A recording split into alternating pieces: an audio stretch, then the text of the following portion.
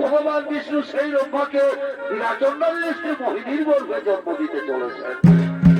মোহিনী অহংকার করে বলছে সে নাকি অসাধ্য সাধন করেছে, তাই দ্রৌপদী নারায়ণ মোহিনী দ্রৌপচূর্ণ করার জন্য মর্তলোকে আগমন করতে চলেছে। তাই চলে দেবগণ আমরাও সকলে মর্তলোকে করিব আগমন।